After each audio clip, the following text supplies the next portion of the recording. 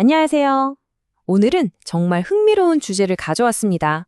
화면 속에만 있던 인공지능이 우리 현실 세계로 직접 걸어 나올 때 어떤 일이 벌어질까요? 바로 다음 시대를 열 기술, 피지컬 AI에 대해 아주 쉽고 명쾌하게 설명해 드릴게요. 여러분, AI 하면 보통 뭐가 떠오르세요? 아마 챗 GPT처럼 똑똑하게 대답해 주거나 미드저니처럼 순식간에 멋진 그림을 그려주는 그런 모습을 생각하실 거예요. 맞아요. 하지만 인공지능의 이야기가 과연 그게 전부일까요? 아닙니다.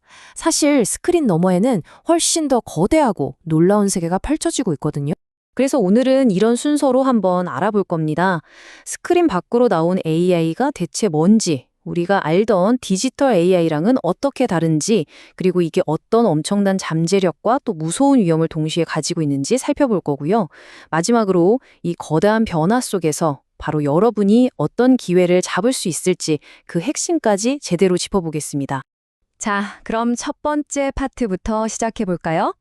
AI가 어떻게 가상의 데이터, 즉 비트의 세계를 넘어서서 우리 현실의 물질, 원자의 세계로 들어오고 있는지 그 근본적인 전환부터 한번 살펴보겠습니다. 인공지능이라는 개념이 세상에 나온 게 벌써 70년이 넘었어요. 정말 긴 시간이죠?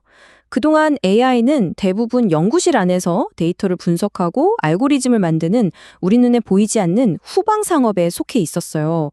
그런데 이제 완전히 판이 바뀌고 있습니다. AI가 로봇이나 자율주행차처럼 진짜 몸을 가지고 우리 일상 속으로 들어오는 눈으로 보고 만질 수 있는 전방 산업으로 급격하게 변신하고 있는 겁니다. 정말 역사적인 전환점이죠. 자, 그럼 이제 본격적으로 한번 파고 들어보죠. 우리가 이미 익숙하게 쓰고 있는 AI랑 오늘 이야기하는 이 피지컬 AI는 도대체 뭐가 다른 걸까요? 이 둘의 차이점을 명확하게 이해하는 게 오늘 내용 전체를 꿰뚫는 가장 중요한 핵심이라고 할 수 있습니다. 피지컬 AI, 영어로는 엠버디드 AI, 우리말로는 신체화된 AI라고도 하는데요. 아주 쉽게 말해서요, 몸을 가진 AI라고 생각하시면 돼요. 컴퓨터 속 가상세계가 아니라 바로 이 중력과 마찰이 존재하는 현실 세계에서요. 센서로 주변을 직접 보고 스스로 판단해서 모터를 움직여 행동하는 모든 AI를 바로 피지컬 AI라고 부릅니다.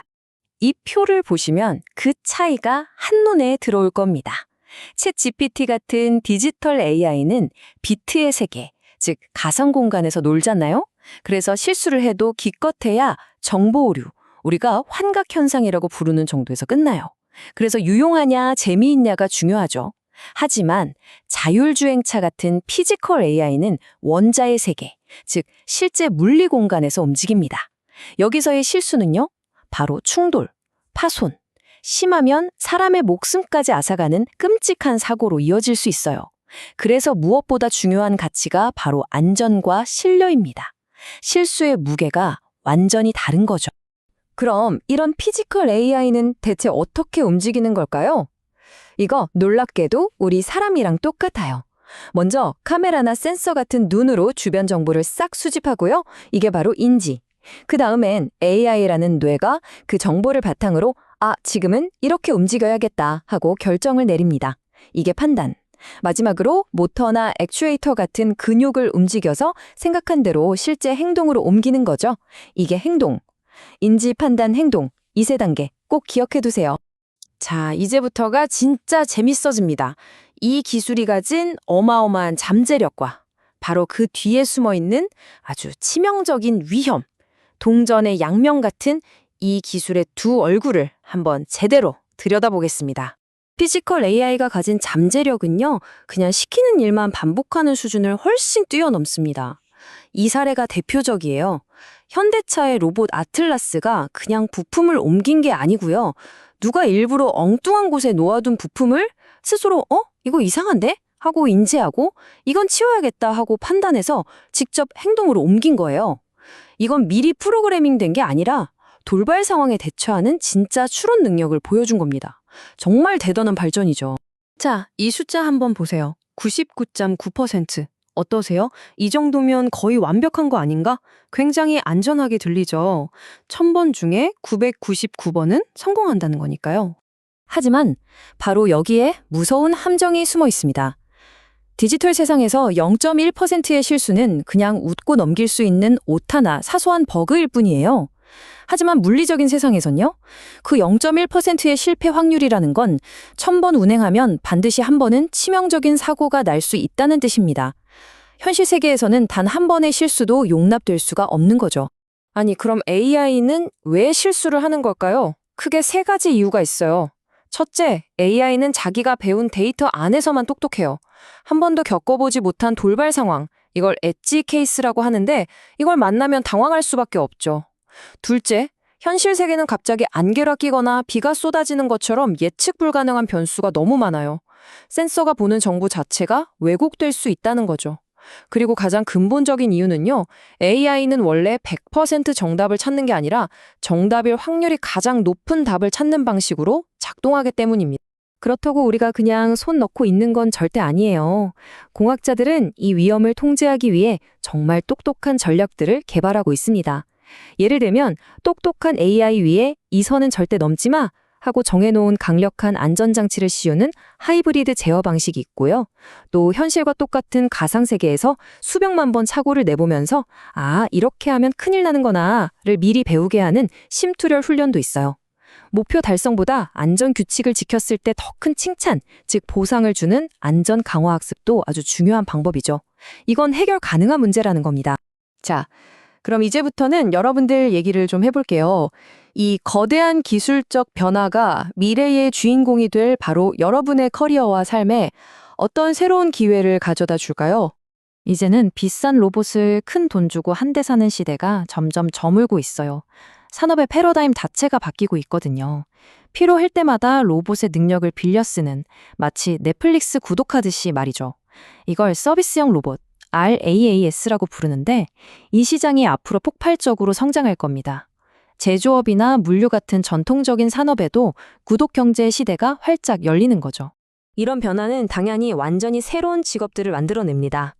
이름만 들어도 뭔가 멋있지 않나요?